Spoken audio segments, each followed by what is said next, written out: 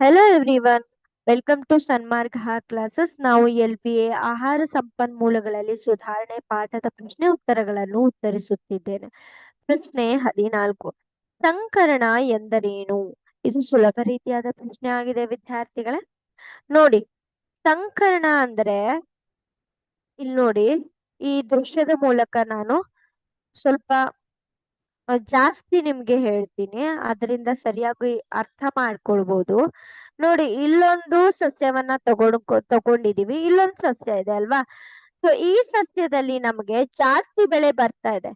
ಈ ಸಸ್ಯದಲ್ಲಿ ನಮಗೆ ಇದಕ್ಕೆ ರೋಗ ನಿರೋಧಕ ಶಕ್ತಿ ಇದೆ.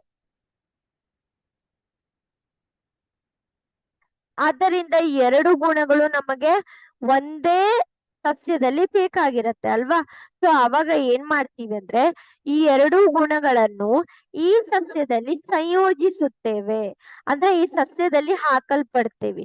ಸೊ ಆವಾಗ ನಮ್ಗೆ ಈ ಸಸ್ಯದಲ್ಲಿ ಇದು ಹೆಚ್ಚು ಇಳುವರಿಯನ್ನು ಕೂಡ ಕೊಡುವಂತದ್ದಾಗಿರುತ್ತದೆ, ರೋಗ ನಿರೋಧಕ ಶಕ್ತಿಯನ್ನು ಕೂಡ ಏನು ಹೊಂದಿರುವಂತ ಸಸ್ಯವಾಗಿರುತ್ತದೆ.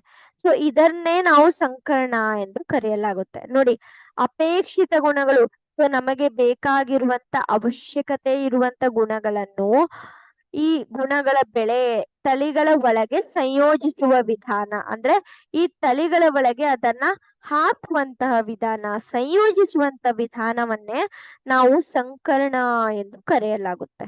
ಆಯ್ತಾ? Thank you.